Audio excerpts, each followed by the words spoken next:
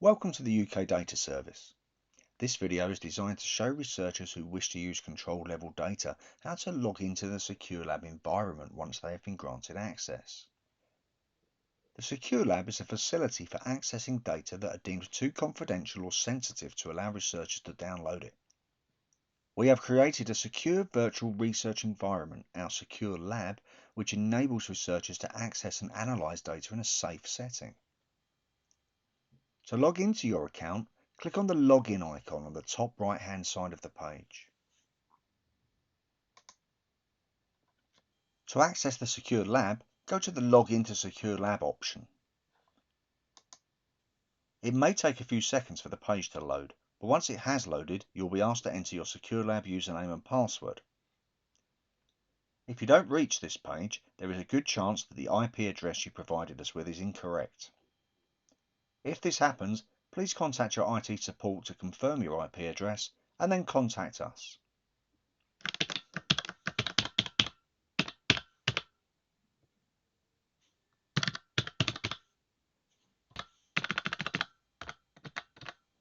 Enter your username and password and click on the Log On button. Click Open Link to launch the Citrix receiver.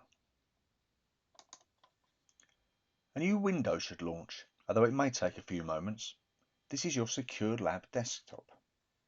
It's really important that you only click to connect once. Double-clicking may launch two desktops.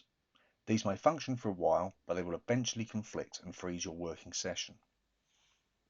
Once you're in the environment, you're actually logged into a server based at the UK Data Archive. The Secure Lab is secure for a number of reasons. For example, you are unable to copy and paste any files or text from this window onto your PC.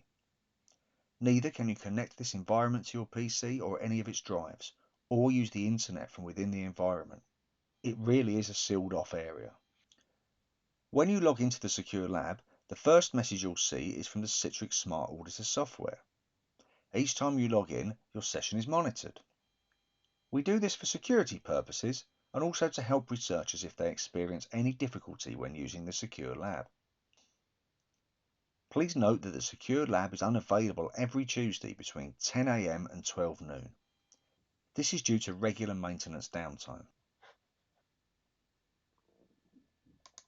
You'll now see two drives. First, we'll take a look at your personal drive, the M drive.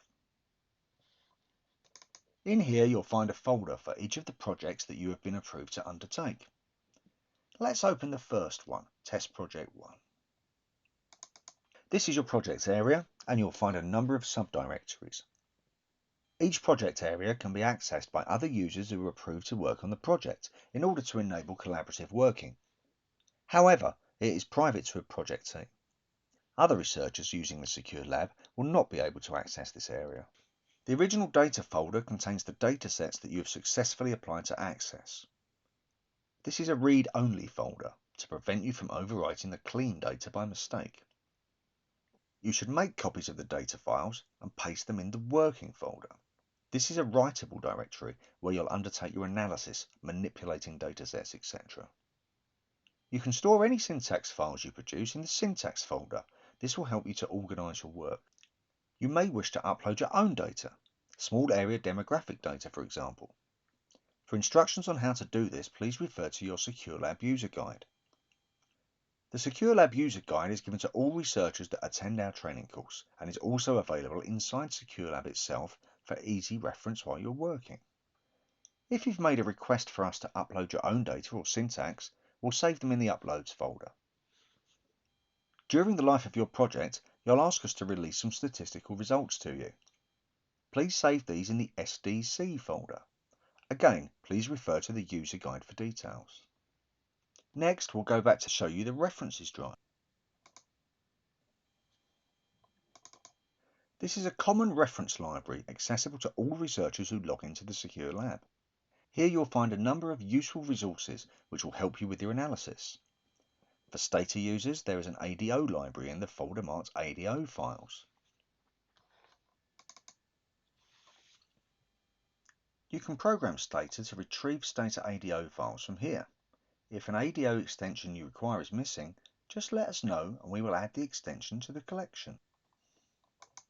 Similarly, for R users, there is a folder containing a number of R packages. If what you need is not in this folder, please get in touch and we can add it.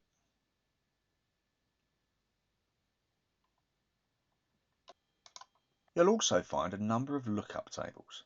These include industrial and occupational classifications, price deflators, postcode directories, and various user guides, including the Secure Lab user guide I mentioned earlier. Click on the Start menu to access the software applications that we offer in Secure Lab. They include statistical packages such as Stata, SPSS, and R, and we have GIS software too. In addition, we have Microsoft Office software to enable you to write up your statistical analysis. Finally, we'll show you how to log off the Secure Lab properly. Please note that just closing the window in the top right corner does not log you out of the Secure Lab. You will remain logged in. You may then experience a problem when trying to log in again. Please go to the Start menu and click on Disconnect. The content of this presentation is included in the Secure Lab user guide provided on the training course if you trained with us. As mentioned earlier, it is also in the references drive in Secure Lab. Once trained, you have this information at your fingertips should you need to refresh your memory on any aspect. We have written the user guide based on the experiences of our users. The contents are clearly defined so that you do not have to read around the topic and can go directly to the information you need. For example, if you want to know how to make an output request, how to import documents or data, or how to apply to use additional data, just take a look at the index and this will direct you to the relevant section.